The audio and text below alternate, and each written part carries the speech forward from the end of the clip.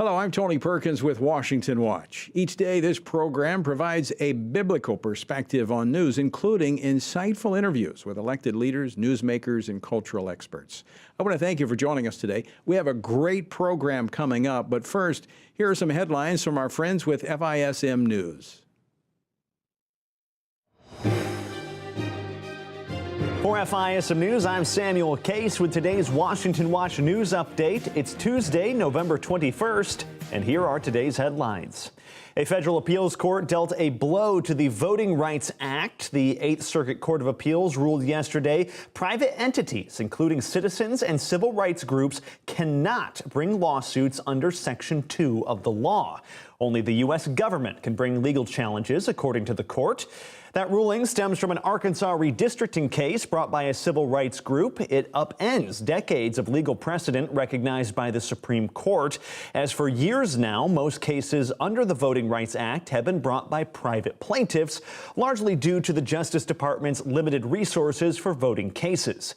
Yesterday's ruling will likely be appealed, though, setting up a showdown in the Supreme Court. Meanwhile, let's turn now to the ongoing migrant crisis in New York. FISM's Ian Patrick has all the latest. The tragedy of the migrant crisis continues to rear itself in New York City, of all places, which has been buckling under the weight of trying to handle its share of the crisis. Recently, the problem has contributed to a wider homelessness crisis in the city as well. The Center Square reported on some data released by the city comptroller last month. And according to the comptroller, the number of homeless within the city jumped from 46,675, that's in fiscal year 2022, to 80,724 in the next fiscal year. Now, just for reference, the city's fiscal years begin on July 1st. In addition to this data, the number of families in the Department of Homeless Services and seeking shelter for the first time jumped considerably. The report shows a 254% jump from fiscal year 2022 to 2023. And turning our attention overseas now, where more American aid is on its way to Ukraine. Defense Secretary Lloyd Austin announcing a $100 million weapons package during a surprise visit to Kyiv.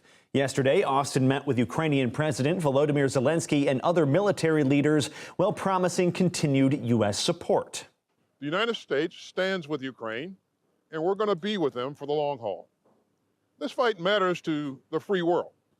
The U.S. is always going to be on the side of democracy, and as the Ukrainians continue to show grit and strength in the face of Putin's aggression, we've rallied allies and partners to stand up to Russia and to make progress toward a brighter future. To date, the U.S. has provided more than $44 billion in security assistance to Ukraine.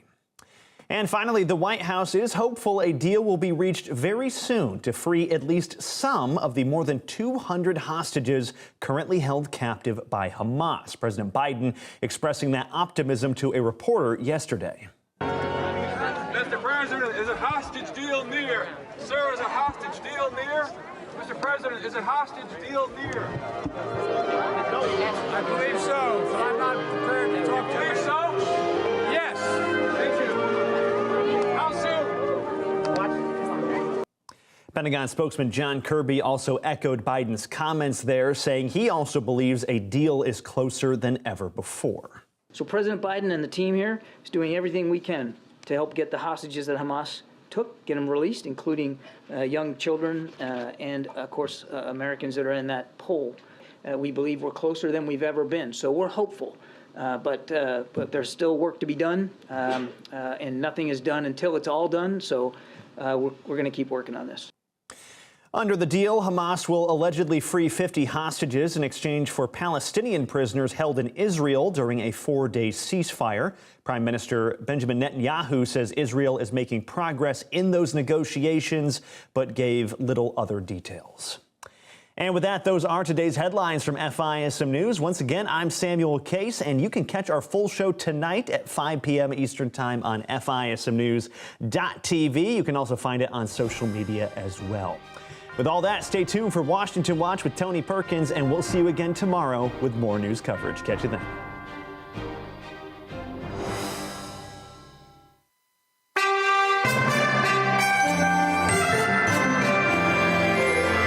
From from the heart of our nation's capital, here's Family Research Council President Tony Perkins. Well, good afternoon and welcome to this Tuesday edition of Washington Watch. I'm Jody Heiss, a Senior Vice President here at the Family Research Council. Honored to be filling in this evening for Tony, and thank you for making Washington Watch part of your day. All right, coming up on today's program, reports now indicate that Israel and Hamas could be nearing a deal for Hamas to release some Israeli and international hostages in exchange for Palestinian prisoners during a brief pause in the war. My team is down in the region shuttling between capitals. We're now very close, very close. We could bring some of these hostages home very soon, but I don't want to get into the details of things because nothing is done until it's done. Well, of course, that was President Biden speaking to reporters earlier today, and I can assure you we will continue to monitor this development. Also in the Middle East, Iran-backed militias continue their surge of attacks on U.S. troops that are stationed in the region. U.S. forces have been attacked approximately 66 times since October 17th, 32 separate times in Iraq, and 34 separate times in Syria. U.S. personnel have sustained approximately 62 injuries, but this does not include any injuries from last night's attack, as they are still being evaluated. And that was Pentagon Deputy Spokesperson Sabrina Singh updating reporters earlier today. Well, why can't the Biden administration formulate some sort of coherent response to all these attacks?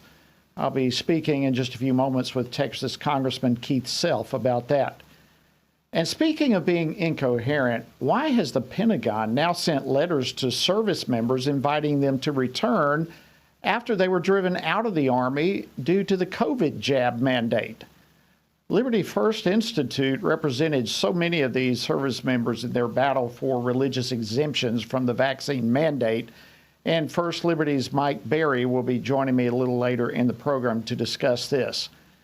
And Samaritan's first president and CEO, Franklin Graham, recently returned from Israel, where he visited scenes of brutal destruction inflicted by Hamas terrorists. But he also had the opportunity to pray with and to minister to suffering Israelis, including Prime Minister Benjamin Netanyahu. Israel is God's people. The Bible tells us that. And so it's clear. And the devil wants to destroy this nation, wants to destroy the Jewish people. And he's tried over and over and over to do that. No, we're not going to let him do it. No, sir. Of course, that was Franklin Graham during his meeting with the Israeli Prime Minister, and he will be joining me a little bit later in the program to talk about that trip and that meeting. Lastly, when Chinese President Xi Jinping met with President Biden last week in California, stopping the flow of fentanyl into the United States was top of the agenda. The president believes he made some progress in this regard. So the United States is going to seek to work together with China to target the fentanyl components. As a result of our recent diplomacy, China has already taken steps to shut down companies dealing in illicit trade of precursor chemicals. We're now, and we're not just going to trust that this is happening. We have to verify it, and that's going to save lives, we believe. Of course, that was President Biden, again, earlier today. But given China's history of disregarding international agreements, what can we really expect from all of this? I'll be talking about that with China expert Gordon Chang, who in fact has a new book out entitled China is Going to War, which we'll also be discussing as the program unfolds today. So we've got a packed show for you. The website, as always, is tonyperkins.com in case you miss any portion of today's program. You can catch it there. You can also catch archives of previous programs as well as a lot of resources. So be sure to visit tonyperkins.com. All right, let's jump into the issues of today. As violence against U.S. troops stationed in the Middle East continues to surge, the Biden administration has responded with some sort of incoherent strategy that has a lot of military officials frustrated. And not to mention, his plan has not even stopped the attacks. Since mid-October, Islamic militias have launched approximately 66 different assaults on U.S. troops. They've used rocket fire and one-way drones and other means. And the anemic response from the Biden administration has military officials literally questioning the president's commitment to protecting U.S. personnel. But of course, Democrats want you to believe that all is well. President Biden, frankly, is doing what he should do, focusing on leading and on governing, putting us in a stronger place on the world stage, deterring Iran, deterring Putin, standing by our close allies, and then here at home, delivering the results that we've already gotten done. Well, that was Democrat Senator Chris Coons earlier today on MSNBC's Morning Joe. Well, is the president really doing all he should be doing? Joining me now to discuss this is Congressman Keith Self. He serves on the House Foreign Affairs Committee as well as the House Committee on Veterans Affairs. He represents the 3rd Congressional District of Texas. Congressman Self, always great to see you. Welcome back to Washington Watch. Thank you. Good to be here, Jody. All right, well, listen, before we discuss the attacks, let's go back to the hostage situation between Israel and Hamas. Are you hearing any updates on that? Where do we stand right now in regard to a possible pause in the fighting and the release of hostages? Well, I'm not hearing anything other than what you are, but I have to tell you, Israel needs to be very careful with any long-term pauses, because Hamas will use those pauses, those pauses of any length, to rearm, resupply, and consolidate their position. Israel needs to be very careful. I understand they're under a lot of pressure from the world, but they need to be careful. They need to monitor Hamas during those pauses.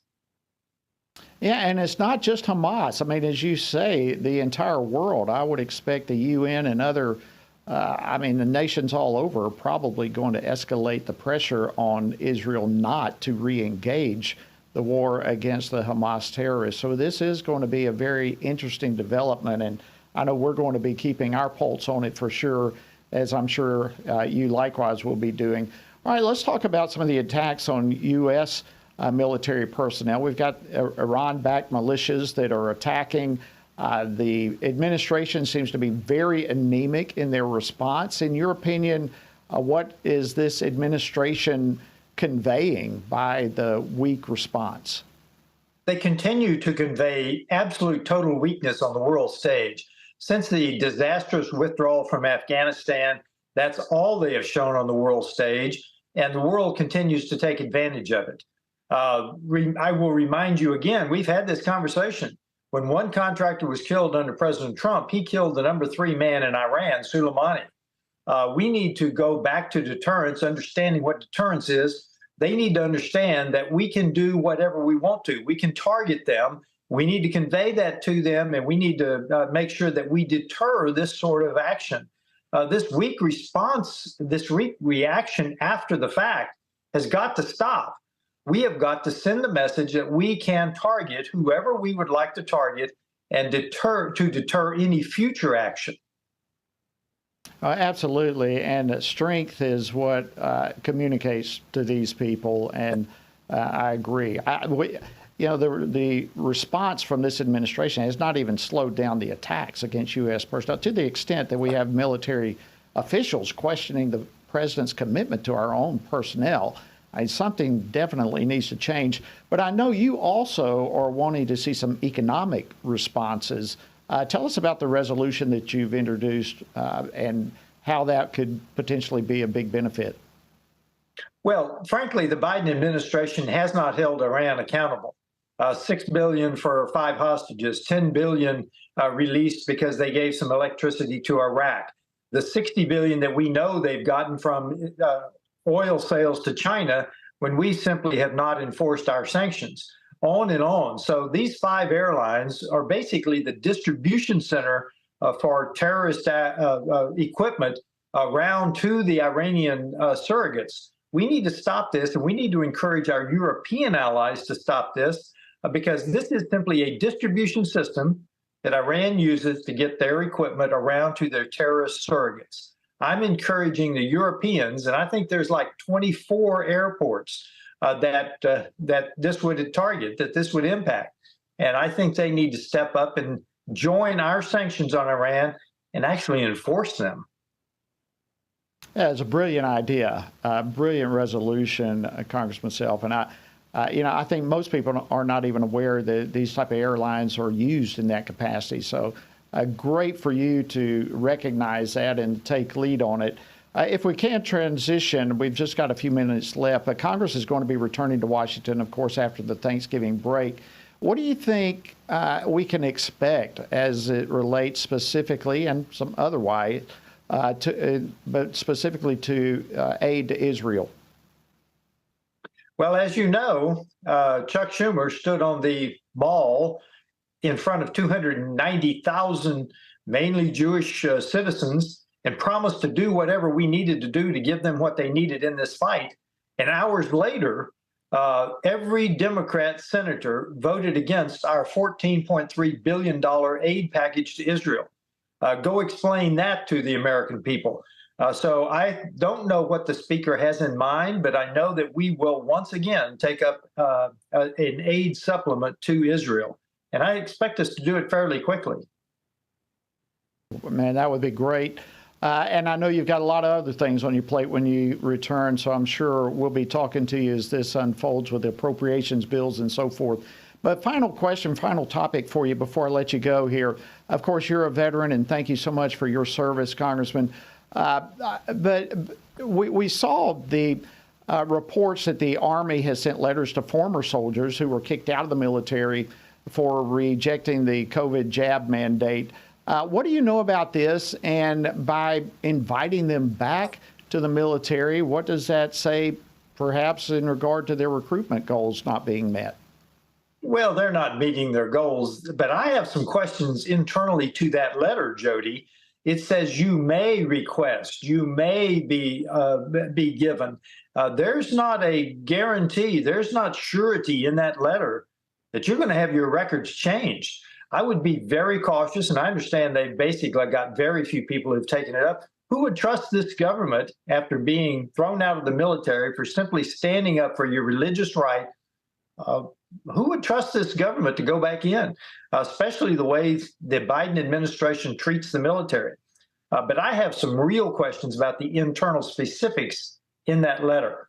I'm not sure they guarantee anything. Well, that's a really good point. I missed that. I'll be very honest with you. I missed that May part. So that's a good observation. Are you hearing from other service members how they are receiving the letter? Do they have the same question marks that you have? I've heard nothing about the letter, and frankly, that's what I would expect. I don't think many people are going to respond to it, Jody, to be honest with you. Well, Congressman Keith Self, thank you so much for your incredible service to our country and your continued service in Congress. We're grateful for you taking time to join us this evening on Washington Watch. Thank you, Jody. Have a happy Thanksgiving. Happy Thanksgiving to you as well, my friend. All right, stay tuned. After the break, we're going to dig deeper into these letters that have been sent to former soldiers that were separated from the military due to their refusal to take the COVID jab and that mandate. First Liberty was right on the tip of the spear of that issue. Mike Berry with First Liberty will be joining me, so stay tuned. We'll be right back after this break.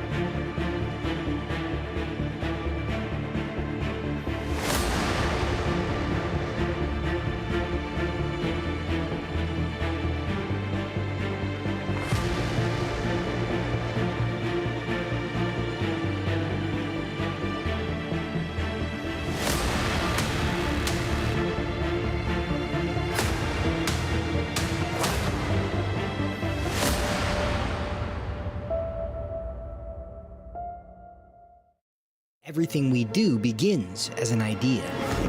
Before there can be acts of courage, there must be the belief that some things are worth sacrificing for.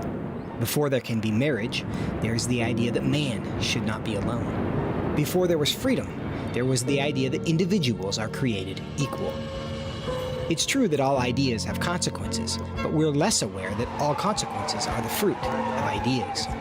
Before there was murder, there was hate. Before there was a Holocaust, there was the belief by some people that other people are undesirable. Our beliefs determine our behavior, and our beliefs about life's biggest questions determine our worldview. Where did I come from? Who decides what is right and wrong? What happens when I die? Our answers to these questions explain why people see the world so differently. Debates about abortion are really disagreements about where life gets its value. Debates over sexuality and gender and marriage are really disagreements about whether the rules are made by us or for us. What we think of as political debates are often much more than that. They're disagreements about the purpose of our lives and the source of truth. As Christians, our goal must be to think biblically about everything. Our goal is to help you see beyond red and blue, left and right, to see the battle of ideas at the root of it all. Our goal is to equip Christians with a biblical worldview and help them advance and defend the faith in their families, communities, and the public square. Cultural renewal doesn't begin with campaigns and elections. It begins with individuals turning from lies to truth. But that won't happen if people can't recognize a lie and don't believe truth exists. We want to help you see the spiritual war behind the political war, the truth claims behind the press release, and the forest from the trees.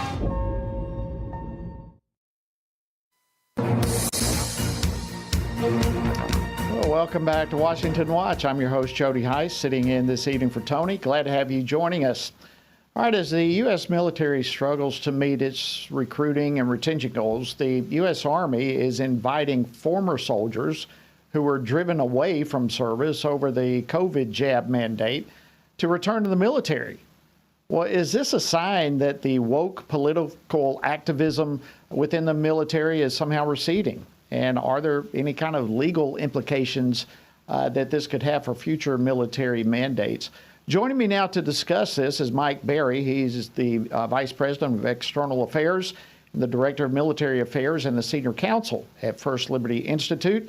He not only fought on behalf of our nation's finest, he has also proudly served our nation himself. Mike, welcome back to Washington Watch, and thank you so much for your service. Well, thanks for having me. It's great to be back with you. It's always great to have you. All right, well, tell us a little bit about these letters to former service members. Is this what's your take on this? Well, my take, Jody, is that in order to have an all-volunteer military such as ours that is going to function and work as it's supposed to, it requires trust. And trust has always been a two-way street in the military. But unfortunately, for the past few years, and our military leadership has done nothing but shatter that trust. And when that happens, you end up with people leaving the military in droves, the mothers and fathers of America telling their kids they don't want them to join the military, even if they themselves are veterans. And you have service members and veterans across the country who no longer feel that they can trust the military to be an organization that is going to protect our country and to do what's best for the troops. And that's what we're seeing now. And they're begging people to come back now and saying, oh, we got rid of the vaccine mandate. Well, guess what, Jody? The people that I work with and I've represented, they say, look, you already, fool me once, shame on you, right? Fool me twice, shame on me. And it's thanks, but no thanks. And unfortunately, First Liberty warned the DOD about this when we sued the Navy on behalf of our Navy SEALs. And we said, if you go down this path and you continue to dig in your heels as you have and entrench yourselves, you're going to lose our military and they're not going to trust you. And you're going to have a recruiting and retention crisis. And we're going to face a real threat to our national security, not one that's made up like COVID. And those chickens are now coming home to roost. They certainly are, and I think you hit the nail right on the head with that. I don't know if you were able to hear, but we just had Congressman Keith Self on, and he actually brought up the same issue, that this has developed an enormous lack of trust. But he brought up that even the letter itself says you may be reinstated, you may have your record cleaned or whatever, but even the letter itself does not offer any kind of guarantees as these military personnel are, theoretically at least, being invited to re-enlist. That just further throws lack of trust on a fire that's already there, doesn't it? Yeah, I mean, I couldn't say it better myself. You know, that these letters that we're seeing, there's no guarantee, there's no admission of wrongdoing, right? There's no accountability. It's the first thing that you learn in the military is that if you do something wrong, especially if you were an officer, as I was, the response is always no excuse, sir. You know, that I own up to whatever the error was, whatever the mistake was, whether it was me or somebody who was under my responsibility. It's ultimately the buck stops with me, and you're not seeing that type of leadership from the Pentagon, from the Department of Defense, and so people don't trust it. And they say, this letter says nothing. All it says is they want me to make myself available because they're worried about not meeting their recruiting numbers yet again. But it doesn't say anything about accountability. It doesn't say we made a mistake, we were wrong, we shouldn't have done what we did.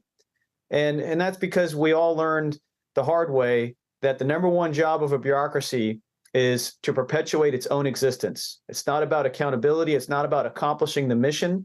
And in this case, it's not about protecting religious freedom, which is one of the things that our military exists to do. And that's why First Liberty had to file the lawsuit, is to say, you are running roughshod over the Constitution. And I sure wish that our military leaders were as concerned with 100% Constitution compliance as they were with 100% vaccine compliance. Well, we all owe a huge debt of gratitude to First Liberty for being on the tip of the spear for this issue. But Mike, your take then, what I'm reading into this is the administration has not learned anything. They're not admitting any wrongdoing. They're not necessarily changing or shifting away from their woke policies. They're not saying there's not going to be any further mandates where religious liberties could be attacked again, religious exemptions ignored. Your take on this is nothing really is changing. Is that what I'm hearing?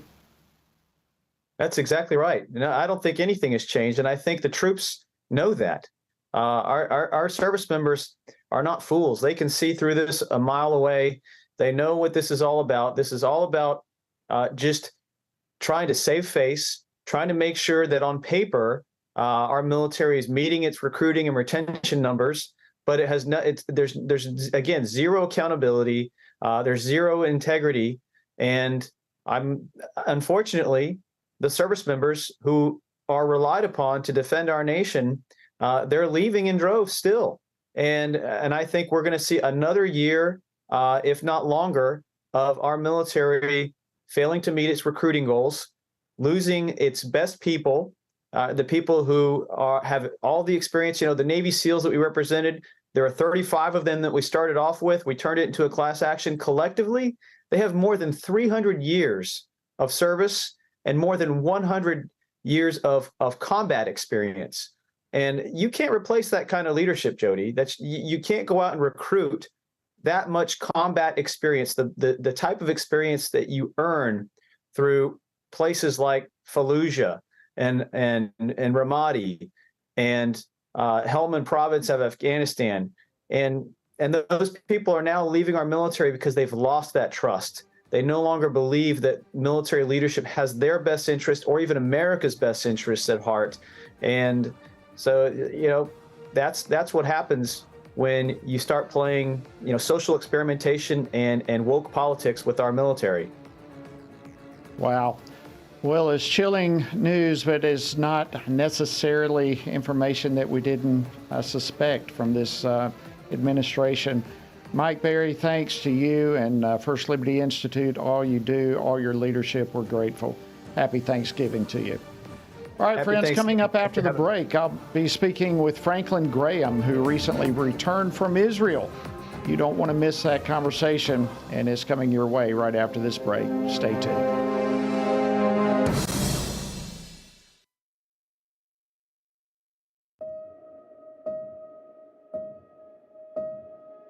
of us are born with the desire to find truth and meaning. Where did I come from? What happens when I die? While our answers to these questions may divide us, we are united in our need for the freedom to answer life's biggest questions and make life's biggest decisions for ourselves. That's why religious freedom matters for everyone. Religious freedom matters because the powerful have long wanted to control those who are less powerful. Religious freedom matters because the freedom of those who are different is often threatened by those who believe different is dangerous. Leah Sheribu, a Christian teenager in Nigeria, remains a captive of Boko Haram for her refusal to renounce her Christian faith. Chinese pastor Wang Yi is serving a 9-year sentence for speaking publicly against the Chinese government. All of this because people in power decided different is dangerous. At the Center for Religious Liberty at Family Research Council, we promote religious freedom for everyone because the only alternative is religious freedom for no one. We encourage Americans and the American government to engage and advocate for the persecuted, and they do. We work every day to bring good news to the afflicted, to proclaim liberty to captives and freedom to prisoners. We do it because that's what Jesus does. We work to give freedom to others because we ourselves have been set free.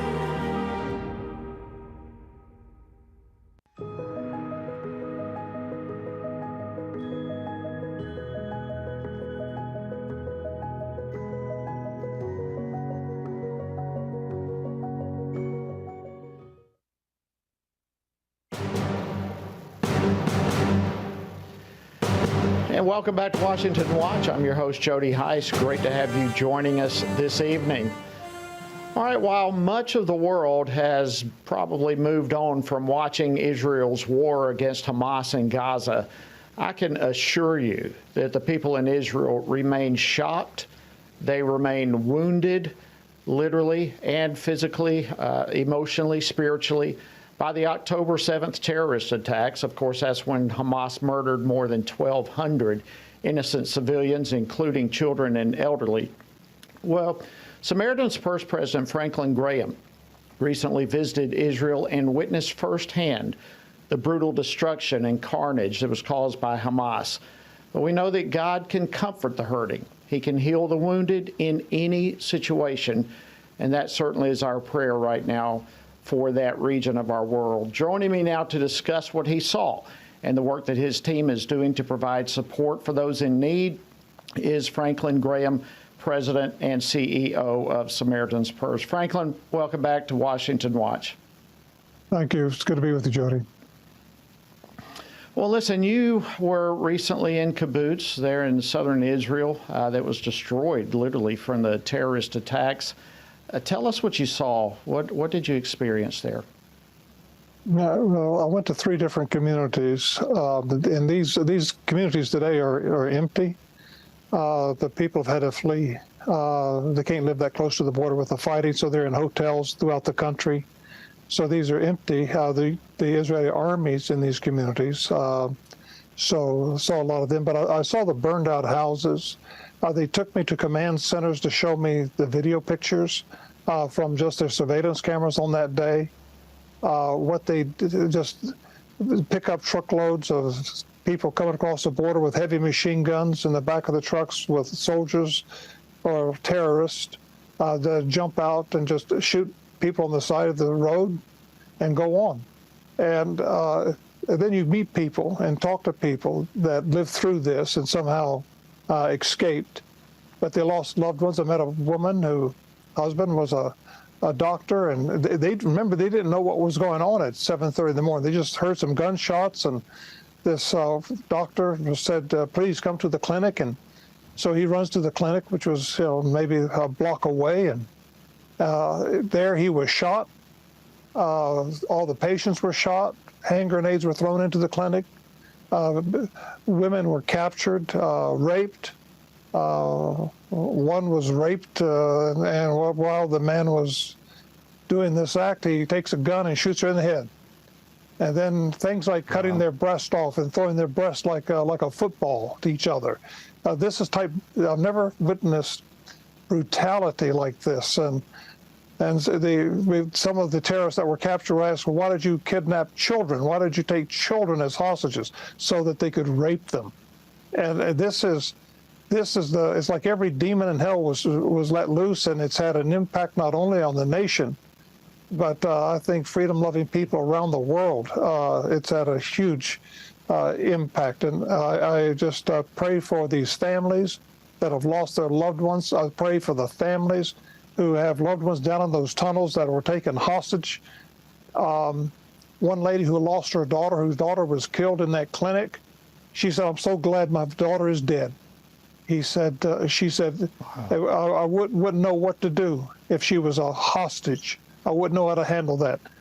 And that's, but the fear that's in people's hearts. And I prayed with everybody. Everyone I met with, I would quote Old Testament scripture to them and remind them of God's promises and his love. And I would pray for them. I would say, I'm a Christian, but is it okay if I pray for you? And they were so appreciative of prayer. The only one that can heal their hearts is God. And he's the God of all comfort. And I prayed for these mothers, for their children and loved ones that are down in those tunnels that are being held hostage. I said, God, they're not down there alone. God is there with them. And we would pray that God would put his loving arms around those hostages and that they would sense the presence of God as we prayed. And everyone was so appreciative of prayer. People are hungry spiritually. They don't have any answers. They're not getting answers from anyone.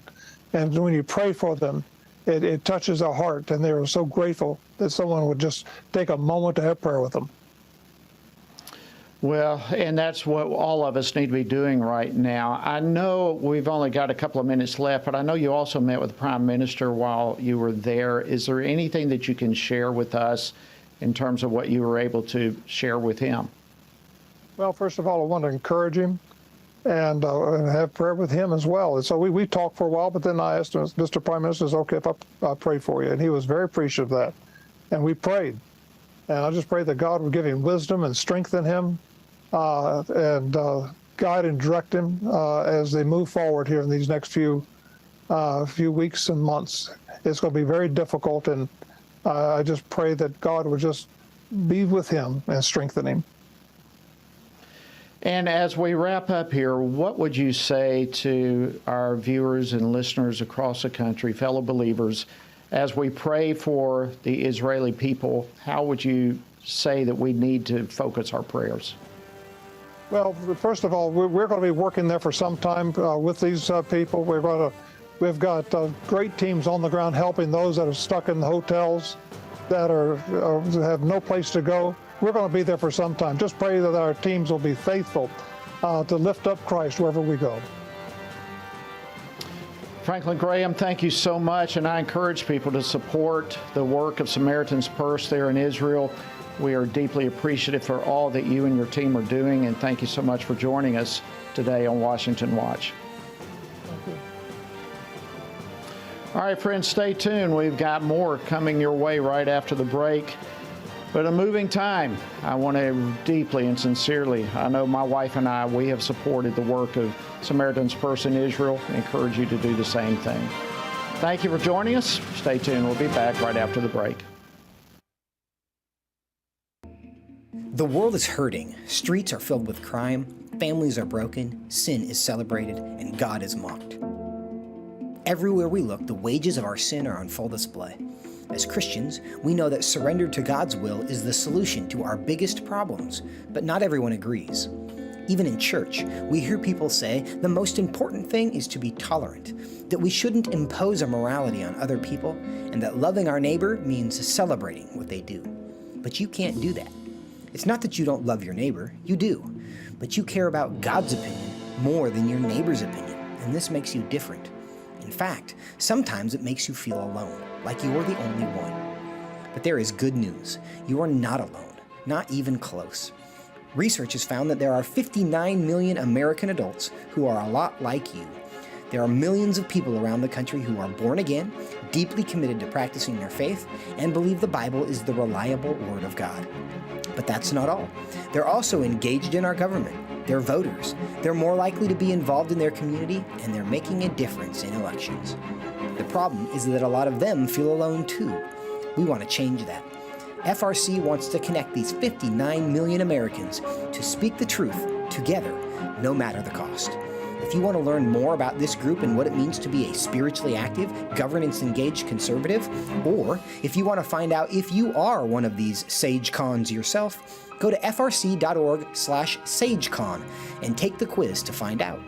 The world is hurting, and we have the solution. We can't do it alone, but we can do it if we work together. That's what we're working toward every day. Join us. Go to frc.org/SAGECON, SageCon, to learn more. That's SAGECON, SageCon, to learn more. I'm often asked by people, Tony, how do you stay encouraged? How do you deal with all of the stuff in Washington, D.C., the negative policies that are attacking our faith, our family, and our freedoms? Well, you want me to let you in on the secret?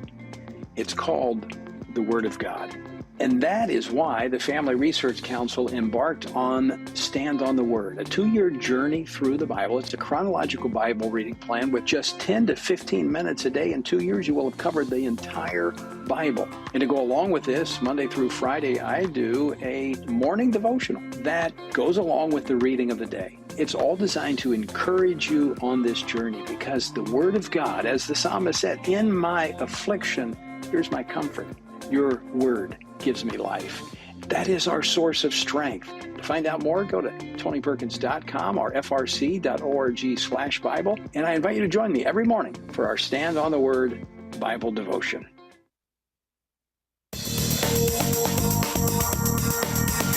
And welcome back to Washington Watch. I'm your host, Jody Heiss. An honor to be sitting in this evening for Tony, and thank you for joining us as well.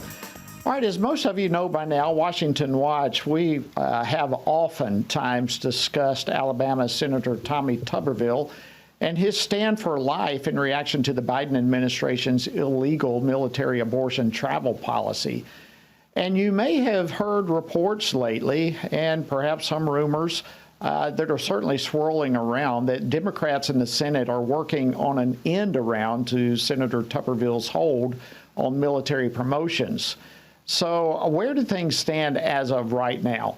Well, joining me now for an update is Kana Gonzalez. He's a Senior Director of Government Affairs here at the Family Research Council. Kana, welcome back to the program. Good to have you. Great to be with you, Jody.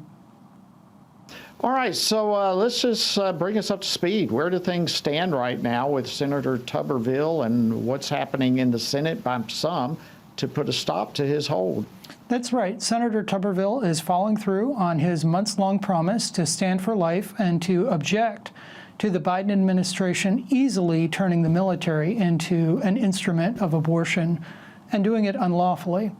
And Coach Tuberville is doing it, as he's so wont to do, with a goal line stand. He's refusing to let the Biden administration easily nominate now dozens and now hundreds of military personnel, flag officers for high-level positions without an objection. They can be voted on one at a time, but they cannot be passed through the Senate en masse without every senator agreeing. And Senator Tuberville is doing what Mr. Smith Goes to Washington shows this can be done. He's not agreeing, and he's holding the Biden administration accountable. Right now, there's a move underfoot in the Senate to undercut his stand, to actually change the rules. By our accounting, this would upset precedent of over 100 years. So it's a pretty radical change in the Senate to change the rules and to go around Senator Tuberville's bold pro-life stand. And unfortunately, we're hearing that there are some Republicans who are ready to join the Democrats in changing the rules in order to enable the Biden administration to carry out its radical pro-abortion policy through the military. Well, that was really leads right into my next question for you. We would expect this type of attempt from the Democrats to put a stop, to have an end around what Senator Tuberville is doing. But, you know, a lot of us would expect some support for Senator Tuberville's stance from the Republican Party. You're saying there's some Republican senators, however, that are leaning towards putting a stop to this and going along with the Democrats? I think so. Publicly, most Republicans are saying that they support Senator Tuberville, but quite a few behind the scenes are exerting a great deal of pressure on him to end his stance or to step down, to send the special teams in, so to speak, and to end his blockade of the Biden administration. So far, he's not given way, but every football fan knows that home field advantage matters. Every voice in the stands matters, and it's time for people to call and email their senators and let them know where they stand on this issue so that their senators will understand, if they're Republicans, that they need to stand with Senator Tuberville, and even if one or both of your senators are Democrats, that they really should stand for the rule of law, because this radical abortion policy by the Biden administration is actually against the law. It's unlawful, and even Democrats should be ashamed to support it. Okay, so this brings us a last question that I have for you, and that is an action item for our viewers and listeners right now to contact their Senate offices before the close for the holidays. So this is like immediate action that needs to be taken. Is there anywhere that people can find out where their senator stands on this issue so they have a little bit more information as they're calling, or do you recommend they just call their offices? Well, actually, if they go to TonyPerkins.com and click on the link to urge their senators to stand for life, that will link them directly to a form that we have set up at FRC Action that will both tell them where each of their two senators stands and gives them the opportunity to contact those senators directly and urge them to stand for life and stand for the rule of law. There you go, friends. Go to TonyPerkins.com. You will find out where your senator stands on this issue, and then we urge you with underscored, highlight, and exclamation point. Contact your senator's office today, ASAP, and let them know that you stand for life. Kana Gonzalez, thank you so much for coming on the program and giving us an update on this critical issue. Happy Thanksgiving to you. Happy Thanksgiving, Jody. All right, friends, very important information. We encourage you to step up to the plate and help us get involved here. All right, earlier today, President Biden touted the so-called important progress that his administration made last week to address the fentanyl crisis as a result of his meetings with the leaders of China and Mexico. And he said that he trusts, but will verify, that China is taking steps to stem the flow of this illicit drug coming out of their country. Last month, in fact, the Justice Department here announced 8 indictments against Chinese companies and nationals for the production of trafficking these drugs. And I think the concerning part is, given China's history of flouting international agreements, the question begs itself, can we expect real progress as it relates to eradicating this deadly drug? Well, joining me now to discuss this is Gordon Chang. He's the Distinguished Senior Fellow at the Gatestone Institute. He's the author of The Coming Collapse of China and the recently released China is Going to War, which we'll talk more about here in just a few moments. But you can follow him on the platform formerly known as Twitter, now X, under the handle @GordonG.Chang. Gordon, welcome back to Washington Watch. Great to have you. Well, thank you so much, Jody, and happy Thanksgiving. Thank you so much, and happy Thanksgiving to you as well. All right, before we discuss your latest book, which I most absolutely want to get into, I want to get your thoughts on the Biden administration's view of China's role in this whole fentanyl crisis. Here is an exchange from White House National Security Advisor John Kirby, something that an exchange he had with a reporter yesterday, and I'd like to get your feedback. The Chinese president's in charge of a single-party state. He's said in the past that he'd crack down on fentanyl, and U.S. deaths hit an all-time record last year. I mean, is President Biden not going to consider him personally responsible if American deaths do not go down? He has said he was going to be personally responsible for stemming the flow of these chemicals out of China, and we're grateful for that. All right. So what do you think? What's your reaction? Well, this is the same John Kirby who on Thursday last week actually said that Xi Jinping told President Biden that Xi does not want to see one more American death from fentanyl. But we got to remember that there were 70,000 deaths of Americans last year from illicit fentanyl, almost all of that fentanyl from China. We know that these fentanyl gangs and these producers, they work in a near total surveillance state, so the Communist Party knows what's going on. A lot of these producers are actually state-owned. We know that the diplomats, the Chinese diplomats, provide cover for the fentanyl producers. We know that they launder their proceeds through the Chinese state banking system. We know that Xi Jinping has made the same promise in 2018 to the Trump administration. He made the same promise to then Vice President Biden during the Obama administration. So, I do hope that Xi Jinping has had a change of heart, but I don't think that we can count on that by any means. Okay, let me get your response to this, maybe 30,000-foot perspective that you have. Now that all the dust has settled, the reporting has settled down, I'd like your reaction to Xi Jinping's U.S. visit and how President Biden handled the occasion. Well, the visit, I believe that President Biden should not have met Xi Jinping. I mean, we've been talking intensively to the Chinese for more than 3 decades. And during that time, Beijing's behavior has only worsened. So I don't know what Biden could have said to the Chinese that hasn't been said before. Now, at his post-meeting press conference last Wednesday, Biden touted a lot of progress. But we got to remember that Xi Jinping was not standing next to Biden. And we also got to remember that there was no joint statement. So, yes, Biden can talk about progress all he wants, but the objective signs indicate that there were severe disagreements. And Biden is not owning up to the American public what, in fact, probably happened.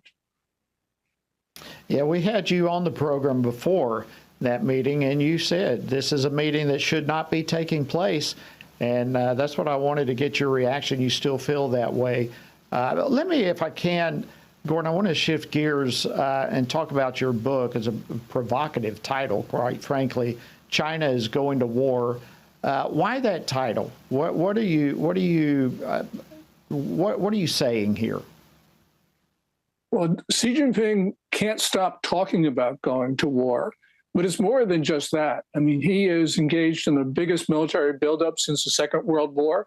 He's stockpiling grain and other commodities. He's trying to sanction-proof his regime. He is surveying the U.S. for nuclear weapons strikes. He's cooperating with other bad actors like Russia and Iran in their war efforts. And he's mobilizing China's civilians for war. So we can see what China is doing. You know, we can't look inside of Xi Jinping's head, but we see objective factors. And the problem is that Biden doesn't want to actually mobilize the United States in response. He's trying to cooperate with a regime that, unfortunately, doesn't want to share the planet with us. So we're in mortal danger right now. And there's a lot of question marks about the readiness of our own military right now. And at the same time, you are one who is firmly convinced that China is capable of not only fighting in Asia, but also here on U.S. soil as well. So they have multiple conflict abilities. What do we know about their strength and their ability? We know that the Chinese military right now is going through a series of purges, maybe instituted by Xi Jinping, maybe by other parties. It's really a mess right now. The problem, though, is that even though China's not ready to go to war at this moment to launch, for instance, an invasion of Taiwan, the problem is Xi Jinping has domestic incentives to go to war. And he is engaging in provocative acts, especially in Second Thomas Shoal in the Philippines, that could very well lead to war. So we could find ourselves at war very quickly. And to address that first point of yours, we are seeing packs of Chinese males in groups of 5 to 15 of military age, traveling without family members, pretending not to speak English, coming across our southern border. And U.S. Border Patrol knows that some of them have links to the Chinese military. Remember that lab at Reedley, California, that a building inspector found, this Chinese secret biological weapons facility? Well, we're just learning, not only did it have 20 pathogens, it had Ebola there, and from all indications. And we know for sure that it had almost 1,000 mice that had been genetically engineered to spread disease. So we got to worry that China has put in place the infrastructure to attack America from American soil. So when there's a war in Asia, which could very well happen at any time, that war probably will be fought on American soil as well. Yeah, very excellent point. You know, we talk a lot about potential terrorists who have been able to freely come across the U.S. border in the South, but seldom do people really talk about potential Chinese saboteurs that have come across. And of course, I've been to the border many, many times, and I've seen things that'll make the hair on your neck stand up. So of these Chinese who have crossed the borders, do we know anything about them? Are they have ties, but are they part of the People's Liberation Army there in China? I think that they are. Either that or the Ministry of State Security or some regime affiliate. Right now, we've got to be concerned because the objective factors point to a substantial number of Chinese saboteurs in our country. And the other thing we've got to be concerned about, Jody, is that the Biden administration doesn't seem to be particularly concerned. And remember, these are Chinese, but they're also Venezuelans and Syrians coming across our southern border in large numbers, and they are actually quite suspicious as well. And Iranian operatives actually operate in the U.S. right now. Matter of fact, some fairly low-level Trump officials, they haven't been in office now for more than 2 years. They actually still have Secret Service protection because Iran's trying to assassinate them. So, you've got all of this together at the same time, and that's the cause of grave concern for us. Well, when you think about Xi Jinping, he's certainly not a madman. He's very calculating. He's very shrewd.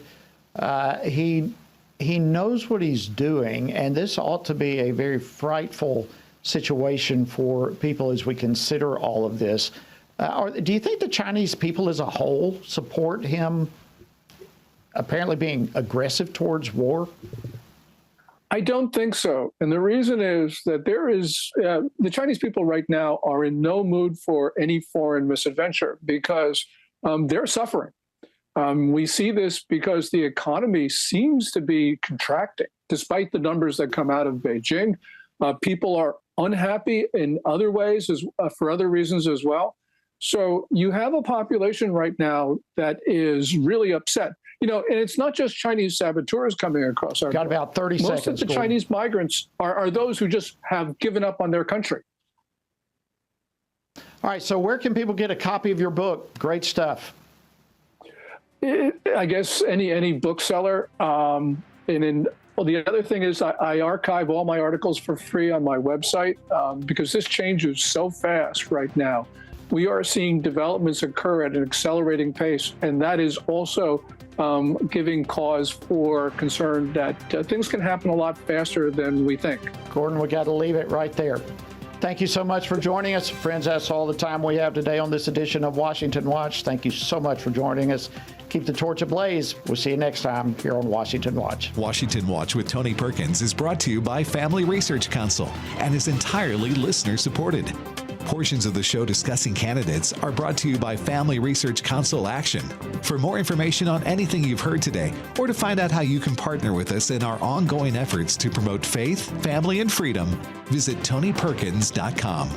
Also, to leave a comment about Washington Watch, call our watch line at 1-866-372-7234. That's 1-866-372-7234.